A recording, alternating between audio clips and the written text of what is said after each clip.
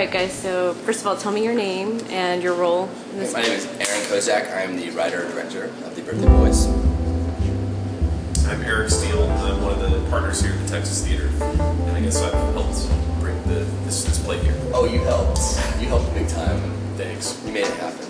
So tell us how you made it happen. Aaron sent me the script about a year ago, and I thought it was just brilliant, and I read it, and it kind of stuck in my mind, and I saw Aaron like around December, which is when we reopened the space, and talked to him, and I said, man, you know, what would you think about maybe bringing the Birthday Boys here at some point? He was like, yeah, we got to do it. He had some ideas about it, and at the time, we were not set up for live theater at all. You know, we're a movie theater and a bar. And you know, I think Aaron was very optimistic that we could do it, and I was optimistic we could do it, but we didn't really know how to do it. And we, with the help of Tim Shane and Jason Reimer, my other partner here at the theater, we were able to make it a live theater environment. You know, we got a new screen and set up a lighting board, and Aaron's amazing cast came down and killed it. You know, somehow figured this whole thing out. It was funny because eventually, at first, I was like, when we were talking about it, I was like, well, Eric's going to play Chester, and we're going to get one of his buddies from high school, and we're going to get one of my buddies from high school that lives here in town. And I was like, were you guys going to put it up? And he was like, no, original cast. We want it to be a different kind of thing. About where we're not just putting up a play. We're bringing in a show to just like you bring in the movies. You know? Exactly. And I was like, that amazing. So absolutely, I'm like, yes, yeah. Sure. So yeah, we want like any theater we do here to be an experience. You know, we don't want it to be a place that you see the same actors, you see the same types of shows. We want to bring in stuff that you got to be in other places to see, LA, New York, Chicago, wherever. Let's bring it here so that our audience can see it. You know, that's our goal. Yeah, for sure. And we get some awesome shows out here. You should get like Gone to Carnage. Go get the Call Gandolfini and see. Well, unfortunately, Dallas Theater Center is doing it for their season next year. Oh, really? Yeah. Really? So how long did it take to put together? Wow. We've been talking about it since 6 months. Talking about it for 6 months. Yeah. You know, got the plane tickets, got it, and then really 2 days. So they got down here. We did a day of like very fast cue to cues, so that we could figure out our lights and what was going to happen with the sound. And then a good solid day yesterday of like tech rehearsal, dress rehearsal. So 2 days to prep it really, and then it was but Aaron and his guys. Yeah, we rehearsed in LA before. Yeah, we didn't just like spring it together here at the last minute, but we've been doing it for about a year, so they're pretty tight. But obviously, coming into a new theater, you're gonna have to just. There's gonna be wild cards you weren't even thinking about, and having the flats and having the door. Like we didn't really know what the set was gonna look like. We had loosely heard, there's gonna be we came in and actually the door was on the other side, and I was like, well, what we'll do is we'll just change the entire play, and we'll just do it all the opposite way, and we'll go out that door. And then I leave the room for 10 minutes, I come back, and they move the door to the other side. It was just so funny how, we just kind of had to pull it together. But it was actually the fastest tech rehearsal I've ever been a part of. I mean, we were out in an hour and a half. Yeah, and Tim Shane deserves all the credit for that. It's like Tim came from the Hub Theater, and he's been instrumental in this. I mean, without Tim, frankly, the lighting for the play would literally be me running into that closet, turning on the lights, and then turning them off at the end of the show. That's all we had before Tim brought our lighting in the patch. So we owe him a lot of credit for that. It was delightful. So last night you were saying that this was the first live theater performance since like the 1930s? Yeah, we think so. We've researched it. We can't find record of any live theater, any play that's been done here since around. They used to do vaudeville shows here in the 30s pretty regularly, and that we believe that period is the last time. So any plans to do more live theater? Definitely, yeah. I think so. When we got the new screen, which is the 40-foot screen that's in there, it's retractable. So like last night is a good example. We did the play. 5 minutes, everyone broke down the set. We moved the screen back out, and we showed a movie at 10:15. And so what we're going to be doing is, tonight it's actually going to be a little bit trickier because we got 2 movies. There's a movie that's playing before the show happens, and there's a movie playing after the show. So we built the screen the way that we did so that we can do this, And I think that the goal is to do at least, you know, one event, like one major theater event every few months.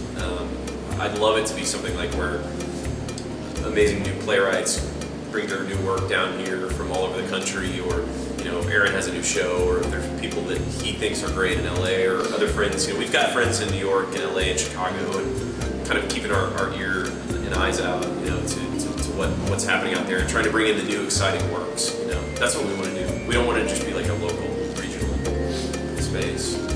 So Aaron, where are you guys going next? Well, we are. Well, actually, I met someone yesterday who has brought up the possibility of a USO tour. He's going to bring the head of the Texas USO to come and watch it either tomorrow or Saturday. And he said he thinks he's going to push him and see if we can get us a USO tour. And the first thing he asked me when he came with me, he was like, "Were you trying to show how immature the military is?" And I was like, not at all. And I explained why. I explained, you know, it's a war drama. It's just an insignificant event, you know. He loved that answer, and then instantly went to, well, we got to get the USO guy out here. We got to really do all this. And so, who knows? But at the moment, we're going to kind of take a break. We've been doing it for a year. I think everyone's kind of tired. Everyone's tired of me specifically. Maybe probably tired of the play too. I don't know your guess. But it's kind of we need a little break. It's been a long year. So we're not 100% sure where we're going next, but hopefully we're going somewhere. USO will be interesting. All right. Well, thank you. It was a great play. Well, thank you. Tell me your name and the character that you play. Okay. My name is Ali Saam, and I played the insurgent leader in the play. My name is Nando Betancur. I play Colin, one of the 3 Marines. My name is Trevor David. I play Lance, one of the Marines. My name is James Ryen, and I play Chester Gillette, one of the Marines. Okay, so you guys have been playing your parts for a while. Tell me some of the challenges that you guys face. How do you guys keep it fresh, I guess is what I'm asking. That actually is probably the biggest challenge, is keeping it fresh.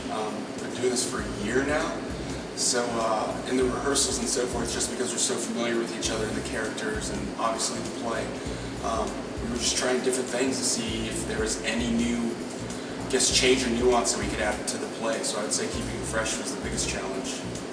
One of the things that makes it easy, this incredible space really helps give you back that energy, and B, the audience. For the longest time, you know, we were having trouble bringing the life back into it, and we just said to each other, you know what, as soon as we have a live audience, everything is going to fit into place. You know, that's the missing piece when it comes to live theater. You can only rehearse so much before you need that added component. It's such a give and take kind of off that thing. energy. Yeah, in rehearsals, I just like to make up lines every once in a while, just to mess with people, just to keep things fresh, just to so you can't get into a pattern, you can't get into a rhythm. I literally just make things up just to mess with people. And I think every actor has their own way of working on their own process. So everybody does their own thing, and then when we get on stage, it's obviously a collaborative work, and I think everything falls into the place. And as far as keeping it fresh, I think we go moment by moment, which we try to live every moment and actually experience it, and that helps a lot with keeping it fresh. Is there any improv, or pretty much you're just doing a script?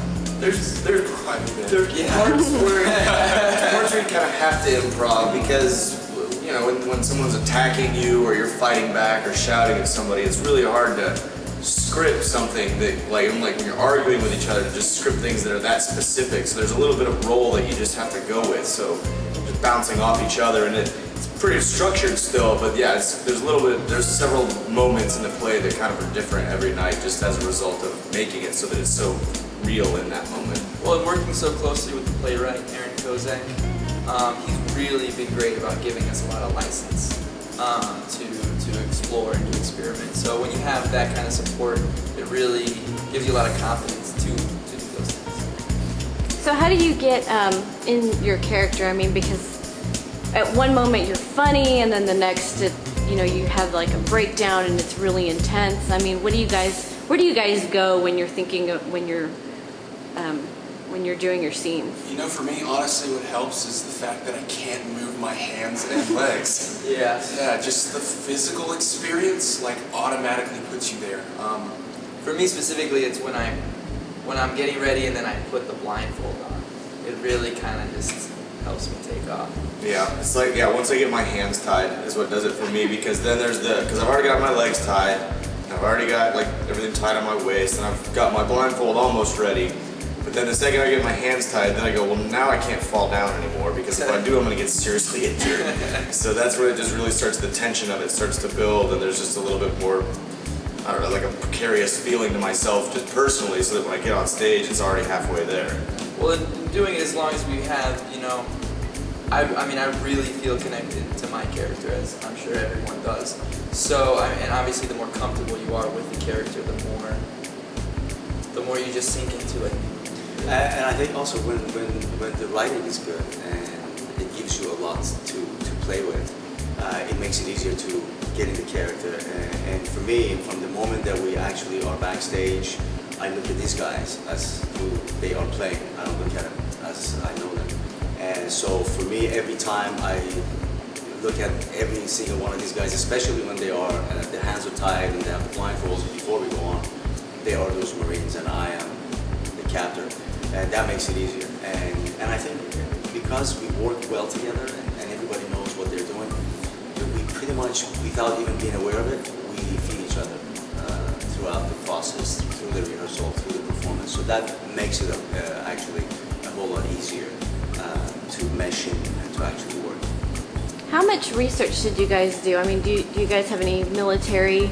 And I mean, hopefully you don't have any insurgents in your family.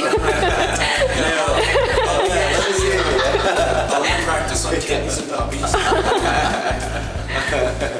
No, actually, for me, I'm Iranian. I'm Persian. So I definitely have no insurgency because a lot of that stuff, the stories have come from the Arab-speaking countries. But I have. I follow the news. I'm a news junkie. I follow the news. I watch their interviews when they have interviews with insurgents or how they speak, and also just getting involved in talking to people from those countries, just to get familiar with the culture, with the language, and how they think. That makes it a whole lot easier. So for me, it's a lot of research actually.